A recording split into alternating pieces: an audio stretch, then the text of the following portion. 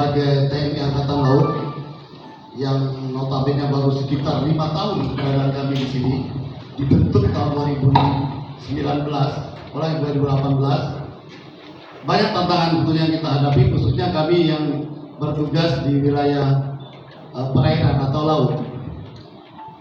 Kalau kita kembali kepada peran TNI Angkatan Laut, bila kita dihadapkan dengan tantangan terhadap konservasi atau sumber daya hayat yang ada di wilayah Papua Barat Daya ini, memang cukup unik ya. Saya berbicara ke belakang dulu.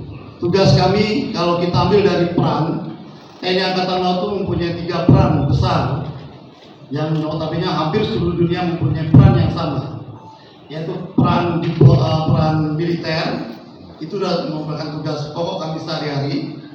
Kemudian peran polisional dan peran diplomasi. Yang kita bicarakan sekarang ini adalah terkait dengan peran polisional. Ini secara universal memang tugas kami untuk memberikan rasa aman, rasa nyaman terhadap keamanan dan kenyamanan di wilayah kita, terhadap keamanan sumber daya alamnya juga. Namun secara nasional kita juga sudah dipertegas tugas kita di sini, yaitu di Undang-Undang 34 tahun 2004 tentang TNI, di mana pasal 9 maupun pasal 9 poin B, di situ sudah menyimpulkan kita memang tugas kita menegakkan hukum dan keamanan di laut, itu masuk dari tugas kita. Nah, di sini yang perlu saya tegaskan Pak moderator atau para undangan sekalian, kita hanya aspek laut, ya, dengan aspek laut kita mempunyai peran, namun ada mungkin rekan-rekan kita yang di darat, angkatan darat ataupun polisi mempunyai tugas masing-masing juga. Mungkin juga mereka juga mempunyai peran itu. Nah, tantangan yang banyak ini ya memang penyelundupan satwa liar kita ini cukup banyak. Kadang-kadang kita unsur-unsur kita di laut, TNI kita ataupun kapal laut itu sering menemukan beberapa kapal-kapal yang kita periksa ini, terkadang ada burung-burung liar atau burung-burung yang kita lindungi, yang milik kita di daerah kita sini, yang notabene tidak boleh keluar dari wilayah kita. Nah, kami sebagai pihak keamanan di laut khususnya, kami akan memproses dalam arti menangkap. Kami hanya sebatas menangkap. Sekali lagi, kami hanya sebatas menangkap. Kami tidak punya hak menyidik. TNI Angkatan Laut tidak punya hak menyidik. Jadi kami untuk proses penyidikannya, setelah kami tiba di darat, akan kami serahkan kepada Balai Konservasi untuk melaksanakan proses lanjut sesuai dengan barang-barang atau penyelundupan hewan itu yang ditangkap oleh para penyelundup tersebut. Nah ini, namun kami sendiri sebagai pihak keamanan di laut lah, kami mohon juga kadang-kadang Pak moderator kepada pihak-pihak di darat, baik itu dari angkatan darat atau mungkin dari kepolisian, karena sesuatu kejahatan itu tidak ada muncul dengan tiba-tiba dari laut. Pasti semua kejahatan itu munculnya dari darat. Nah, bagaimana di darat itu mengamankannya dulu sehingga tidak melalui laut, itu harapan saya. Kalau memang itu sudah terlanjur masuk laut, informasikan ke kita.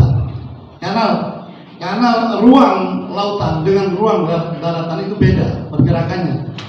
Kita dengan kapal jelas pergerakannya terbatas. Belum kondisi bahan bakar, belum kondisi gelombang, dan tentunya kemampuan tiap-tiap kapal itu tidak bisa ada batas waktunya. Dia hanya bisa 3 atau 7 hari di laut. Ini yang kita perlu waspadai. Mungkin perlu diketahui oleh kita semua. Jadi masyarakat sejahtera. Hanya sekarang ini Bapak Ibu kita sering dihadapkan dengan pertanyaan yang mana duluan, lingkungan hidup lestari, kehutanan lestari, baru masyarakat sejahtera, atau masyarakat sejahtera dulu, baru lingkungan hidup dan lestari. Itu sering berdebat. Tetapi saya yakin bahwa ini bisa jalan bersama. jalan bersama sehingga sampai pada titik lingkungan hidup kita baik, hutan kita lestari dan masyarakat kita sejahtera. Nah Bapak Ibu, kalau kita perhatikan tadi tantangan dari Pak Sekda ya Pak Kabin, kalau kita lihat warna di sini Pak ya, pertanyaan itu Pak, Papua Barat dan Papua Barat ya. Yang warna ungu adalah hutan konservasi. Yang warna ungu Pak ya. Kemudian yang warna hijau itu adalah hutan produksi. Yang warna kuning adalah yang warna hijau adalah hutan lindung. Yang warna kuning adalah hutan produksi. Yang warna pink, merah jambu, ya, itu adalah hutan produksi yang dapat dikonversi. Yang bisa sebenarnya ditempati adalah yang warna putih. Bapak Ibu coba bandingkan tanah Papua, yang warna putih dengan warna lain mana lebih baik? Yang banyak hutannya, kawasan hutan. Jadi kalau kawasan hutan ini adalah kawasan yang ditetapkan sebagai hutan. Jadi kalau ditetapkan sebagai kawasan hutan, tapi tidak berhutan, tetap namanya kawasan hutan Bapak. Itu sulit.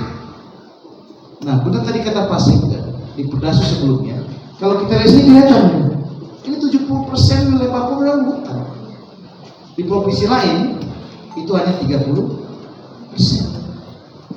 Karena semangat di Papua Barat saat itu menjadi provinsi konservasi, selanjutnya belum menjadi provinsi pembangunan, provinsi berkelanjutan ya, gitu ya Pak. Ini sampaikan Pak Sekda tadi.